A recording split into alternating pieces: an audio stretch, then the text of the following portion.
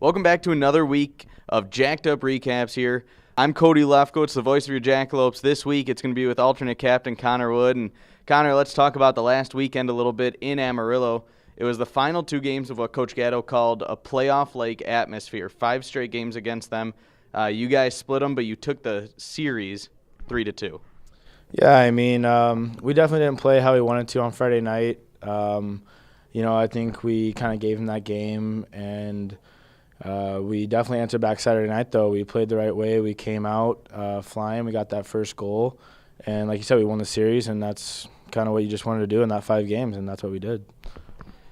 Yeah, Friday night, not exactly what you guys wanted. Ended up losing that one 5-2, but a little bit of a high point for you. You ended up scoring. It was actually your second goal in as many games, and just between those 2 games in Amarillo, you actually have more goals then than you do the rest of, your last year and a half with the Jacks. Yeah, I mean, it's kind of funny. Finally got one with the goalie in the net, and it was a big one. We needed one before the period, so it was good to get that, and it just felt good to finally get some on the board. You guys are playing without some pretty key players, though. Tyler Piotrowski had that lower body injury. Rowan Savadant and Riley Bouchard were both out from their one-game suspensions from the weekend before. You were playing without key players, and it kind of showed. It wasn't a very physical play. You always try, and then Ryan McKellar, Noah Poindexter, they always get some pretty good hits in. But overall, you could just see the tide's not really turning in your favor.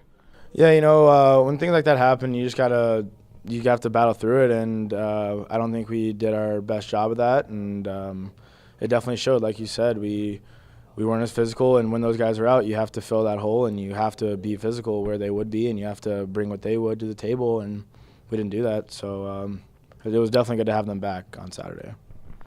And then not only did you get all of them back, but you also got Johnny Hogue back, his first game since November 25th against Wichita Falls, and he gave up 2 goals in the first period, and some people may say that's rust, but if you watched, it was 2 breakaways from Stephen Ipri, who's a very good goal scorer. So if you look at that, outside of that, 28 shots, 28 saves for Johnny Hogue, played an outstanding game for the win on Saturday. Yeah, he played unbelievable. Shout out to Flax as well. He was in there for, 8 to 12 games in a row, and he saw on his head, and then Hoagie to come back in Saturday and play the way he did was outstanding. We left him out to dry on those 2. And then he shut the door for us and kept us in that game and kept us with the lead, stopped a key penalty shot late in the game, and he overall won us that game. Now, you almost had another goal on Saturday, rebound right in front, and what happened on it? You hit it just over. You said it may have hit the top post. Yeah, I'm not really sure. I think I blacked out. I'm not much of a goal scorer, so I just kind of closed my eyes. No, but I actually don't know what it hit. Might have been the crossbar. You might have saved it. Let's go with you saved it, though. Now this weekend, you guys are going to travel to Lone Star. Very tough team, very physical team. They are playing without Eric Gordon, though. He got called up, one of their goaltenders, but Alec Calvaruso is still there. And then they called a goaltender back down from Boston University. He's going to be playing probably one of the games this weekend. What do you guys have to do against Lone Star to pull off a victory? We just got to out-compete them. Lone Star's big thing is physical and compete, and when we play that way, we're the best team in the league, like I said at the beginning of the year, and when we play the right way, we'll beat those guys. They kind of had our number at the beginning of the season, and I think they beat us 5 out of the 6, but, it's time for us to go in their barn and do the same to them and just outwork them in their barn, and our goal is going to stand on their heads, and we're going to win them. Now, rumor has it you guys are getting 2 new players this week, a defenseman in Zach Herman, who you guys drafted, and then a forward in Ludwig Stenlund. Up in the air if Stenlund's going to be able to play just from the long travel and everything. He's coming in Wednesday night. What are they going to bring to your team? What do you know about them?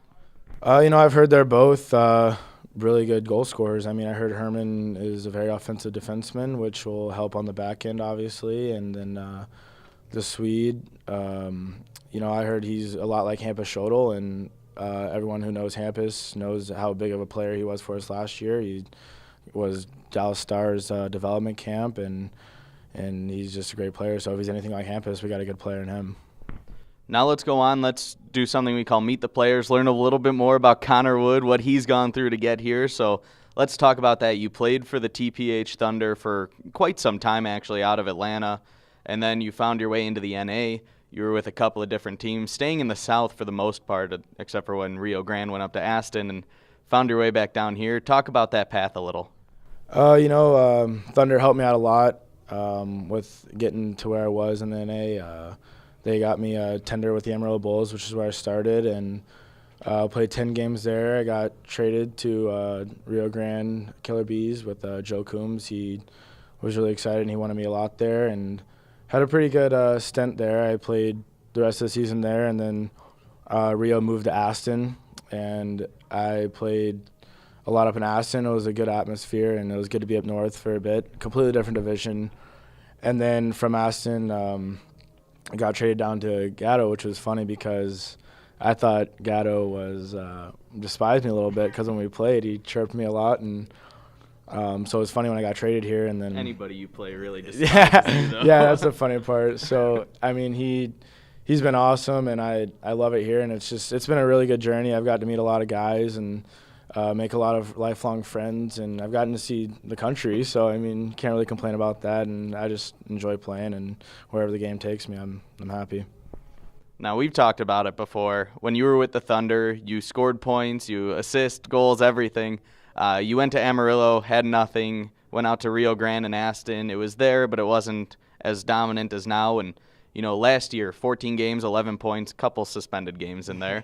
And then this year, a couple more suspended games, but, you know, 16 points and just over 20 games. You know, what's the difference between when you were in Amarillo and now being in Odessa?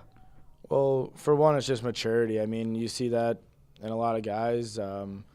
Like for some of the rookies here, I know their third years, they're going to be getting points too, and I think that comes with experience. And it definitely has something to do with the guys we have in this locker room. We have a lot of talent up front and on the back end, so you put the puck on their stick. I mean, you get a chance of an assist every time, and they'll set me up, and there's a lot of chances to get points, so it's working out well here.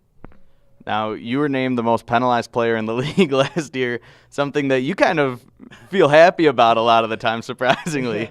But, you know, do you feel that it's really hindered your play this year or that it's helped you a little bit? It's definitely hindered in the sense that I have a reputation. But, I mean, it's also helped because guys, I think, do have that respect factor. Like, all right, this guy is a little crazy, and they might lay off a little bit more. So, it's helped in that sense, but do I wish I had gotten all those penalties? Probably not. But, I mean, it's just kind of how the game goes, and it's what happens when you're a little standoutish the way I am. So I think it also has to do with the hair. Yeah, exactly. It might stand out a little bit too. A couple years ago, you committed to University of Alabama, Huntsville. Why did you feel that that was, you know, the perfect place, and has it kind of been coming on you that you're going to be there next year? You're a 20-year-old, you know, you're going to be in college hockey.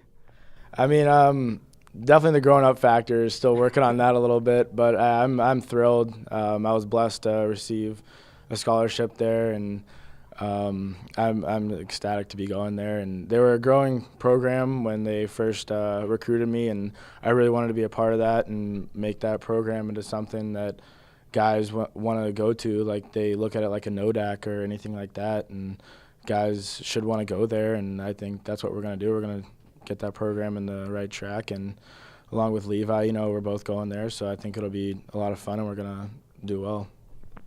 Now, before this year, Coach Gatto, you know, you talked about it. You thought he despised you a little, and then growing up and just developing in the league, he named you alternate captain, one of the 3 alternates on the team. What does that mean to you to be an alternate on the Jacks? Yeah, I mean, it's just another huge honor.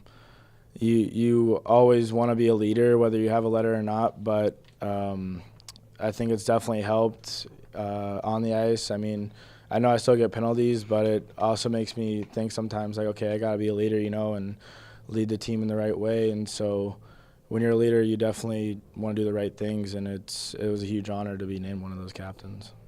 All right, now we're going to go through rapid-fire questions, get to know Connor Wood. You don't know what's coming, so let's see what you come up with, all right? So, nickname on the team? Woody. What's your favorite hockey team? San Jose Sharks. If you could compare your style of play to anybody in the NHL, who would it be? Tom Wilson. Pre-game routine?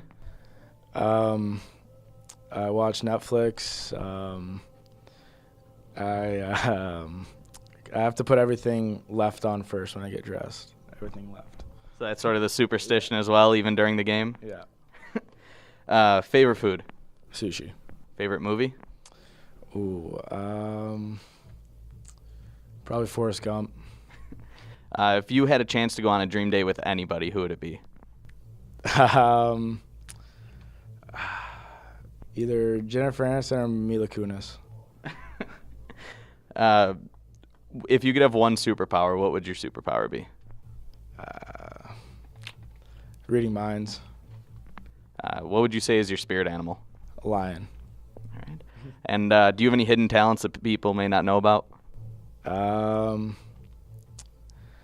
don't think so. I mean, I'm super funny. I don't know if that's a talent.